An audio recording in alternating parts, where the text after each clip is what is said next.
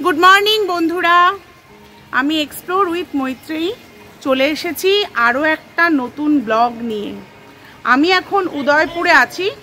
आज के 27 अक्टोबर 2024। तो आमरा चले एसेছি उदयपुर भ्रमण करते। कालके रात्रे आमरा उदयपुरे एसे पौঁছেছি। आज के सकाले आमरा उदयपुर घुरছি। प्रथमेই आमरा जेखाने एसेছি এটা হলো सहेलियों के बाड़ी।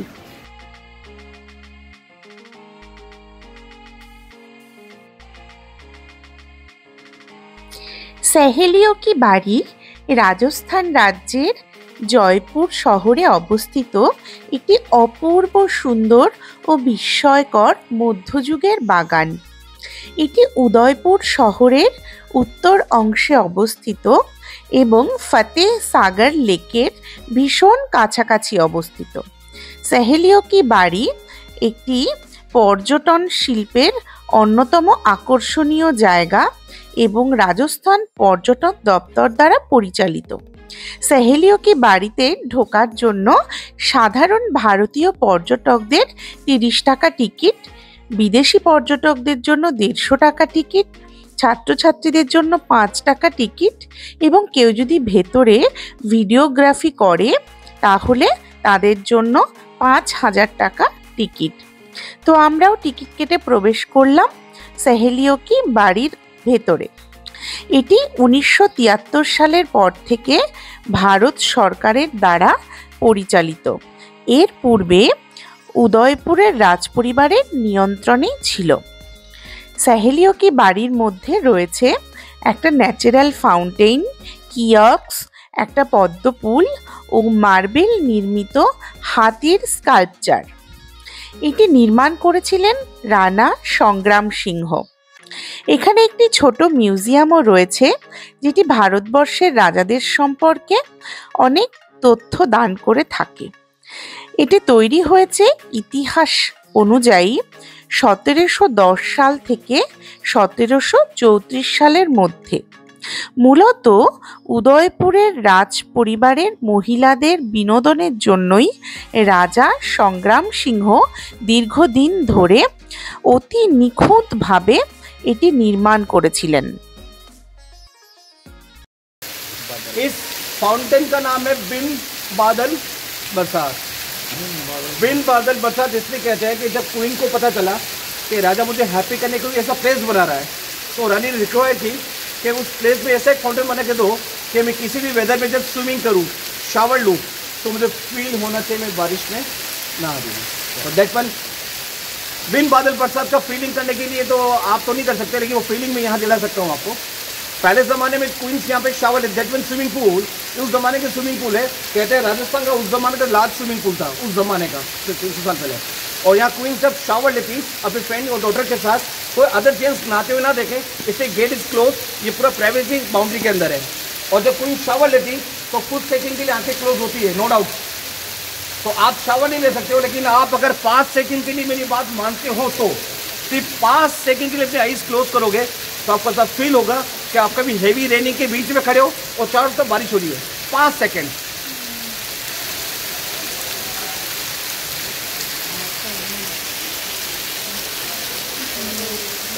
Natural sound effect. आप सोचिए इतना पोल्यूशन, इतना व्हीकल है सिटी के में, इसकी आवाज़ ज़्यादा सुनी देती है। अब इमेजिंग करो किंग्स में पहले कोई पब्लिक थी, हेलीकॉप्टर थे, पब्लिक थी, कहते मैंने थोड़ा ने वसूल होकर सुना इसकी आवाज़ आधा किलोमीटर दूर तक सुनी देती थी गिरने की उस ज़माने में। और सेकेंड, ये होली फेस्टिवल खेलने के लिए हर साल रानियाँ होली वहाँ पे खेलती थी और हर साल क्वींस और डॉटर यहाँ होली खेलने के लिए। लेकिन इसको कब लास्ट यूज किया पता? अभी लास्ट लेटेस्ट 1972 इन मार्च के दिन होली थी और लास्ट रानी का नाम था गुलाब कुंवर, जो कि अरविंद सिंह राजा है प्रेजेंट, अभी किंग, उनकी दादी माँ ने इसको यूज़ किया हुआ है। 1972 18 मार्च 1973 के बाद ये गार्डन गवर्नमेंट से लगाया, उसके बाद टूरिस्ट पॉइंट है। अब ओके, मेरा काम समझने का फिनिश। मैं आपको 15 से 20 मिनट एक्स्ट्रा दे रहा हूँ, आप फोटोग्राफी करें, सेल्फी लें, कुछ भी लें। पीछे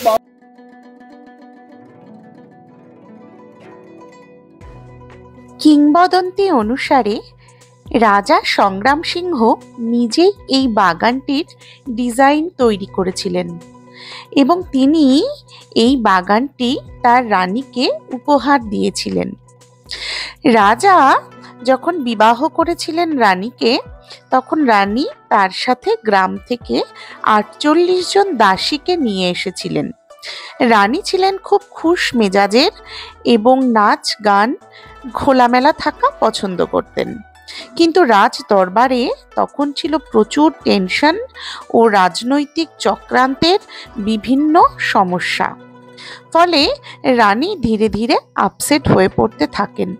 তো রানী রাজার কাছে দাবি করেন যে তিনি খোলামেলাভাবে ঘুরতে চান, কিন্তু সেটা তখন একেবারেই সম্ভব ছিল না। একটা বাগান এবং এখানে একটা ফাউন্টেইন আছে এবং ন্যাচারাল সুইমিং পুল আছে। এটা বানিয়েছিলেন রাজা তার স্ত্রীর শাওয়ারের জন্য। তো এখানে একটা ন্যাচারাল ফাউন্টেইন এবং তার হিস্ট্রি আমাদের গাইড বলে দিচ্ছেন। তো আপাতত জায়গাটা ঘুরে নিই, বাকি কথা পরে হবে।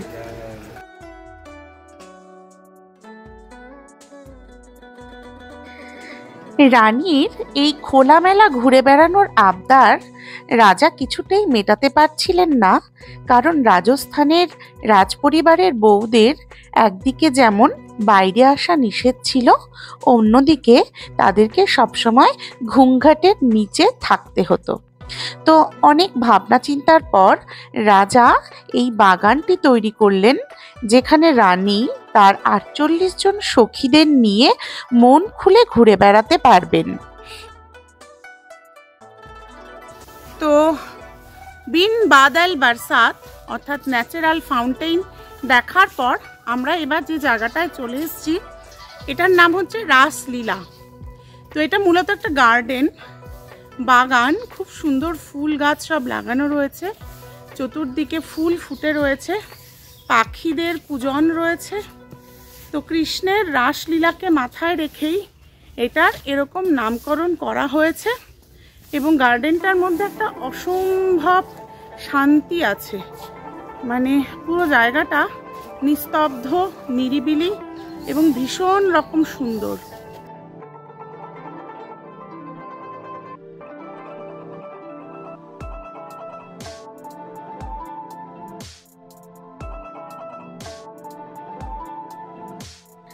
এখন প্রশ্ন হলো, মধ্যযুগে ইলেকট্রিসিটির ব্যবহার ছাড়া কি করে রাজা এত ফাউন্টেইন তৈরি করলেন? তো এটা ভীষণ আরও আশ্চর্যজনক এক গল্প। রাজা নিজেই এই টেকনোলজির ব্যবহার করেছিলেন। তিনি ফতেসাগর লেক থেকে অনেক নিচুতে নির্মাণ করেছিলেন এই বাগান বাড়িটি, এবং ফতেসাগর লেকও ছিল কৃত্রিম হ্রদ যা রাজা নির্মাণ করেছিলেন। তো ফতেসাগর লেক থেকে যেহেতু নিচে এই বাগানটি, ফলত এখানে পুরোটাই যে বাগানের অংশ সেটা হচ্ছে জলের রিজার্ভার। তাই ফতেসাগর লেক থেকে জল এসে এই রিজার্ভার যখন পরিপূর্ণ করে দেয়, ঠিক তারপরে যতটা জল বেশি হয় সেই জলটাই এই ফাঁকা জায়গা দিয়ে ন্যাচারাল ফাউন্টেনের মতন ওপরের দিকে উঠে আসে। আবার কিছুক্ষণ পর জল শেষ হয়ে গেলে, আবার জলের লেভেলের নিচে চলে গেলে, খানিকক্ষণ পর আবার যখন জল ভরে তখন আবার ফাউন্টেন চালু হয়। এইভাবে প্রায় 10 মিনিট অন্তর অন্তর এইভাবে ঝর্ণার জল উত্থিত হয় আজও। সুতরাং এটা যে এক অপূর্ব সুন্দর সৃষ্টি এবং সেই সময়ের রাজাদের যে সৌন্দর্য বোধ, তা অবশ্যই মুগ্ধ করে এখনো দর্শকদের।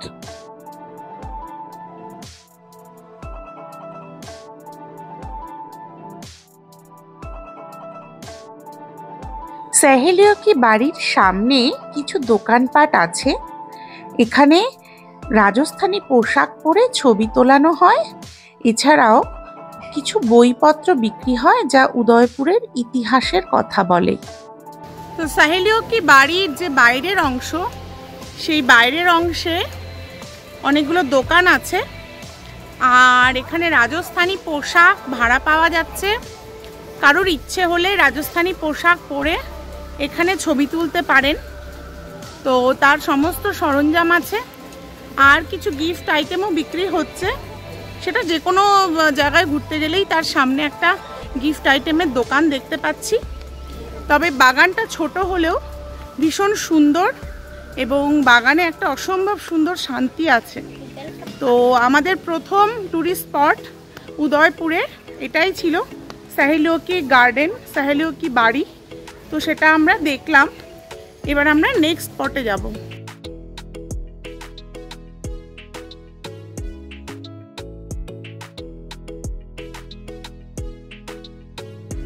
সাহেলিও কি বাড়ি দেখেই আমরা একটা টি ব্রেক নিয়েছিলাম। উদয়পুর শহরটার মজা হলো এই সারা শহর জুড়ে প্রচুর ফুড স্টল, খাবারের কোনো অভাব নেই। আর এই রকম দোকানগুলোতে নানান রকম খাবার পাওয়া যায়, ইন্ডিয়ান, ওয়েস্টার্ন সব রকম। তো আমরা রবিবার দিন উদয়পুর ঘুরছিলাম, তো বেশিরভাগ দোকান বন্ধ ছিল, কিন্তু তবুও যে কটি দোকান ছিল সেখান থেকে আমরা সকালবেলার ব্রেকফাস্ট আর একটু চা ব্রেক করে নিলাম। তো আমরা সাহেলিও কি বাড়ি দেখে রাস্তাটা পার করে রাস্তার এপাশে চলে এসেছি।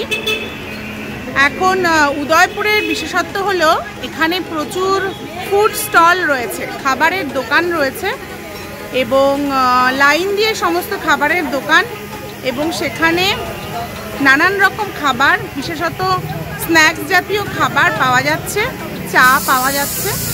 তো একটা চায়ের ব্রেক সকালবেলা নিতেই হয়। তো এই যে চা খেতে বসে গেছি সকালবেলা।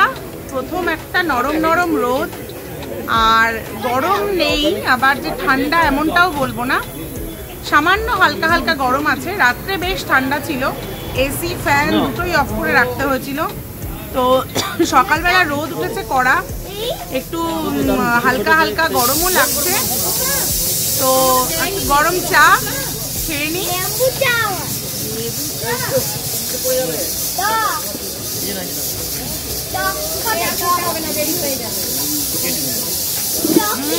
তুলসী পাতা দিয়ে, পুদিনা পাতা, কিন্তু তুলসী পাতার মতন গন্ধ লাগছে। তুলসী পাতা না, হ্যাঁ আমি পুদিনা না দাদা, তুলসী পাতাই। তুলসী পাতা দিয়ে আর মশলা দিয়ে লিকার চা, একদম অন্যরকম একটা গন্ধ। তুলসী পাতার যে গন্ধটা হয়, অ্যাজ ইট ইজ তুলসী পাতা চেবালে যে গন্ধটা পাওয়া যায়, সেই গন্ধটা চায়।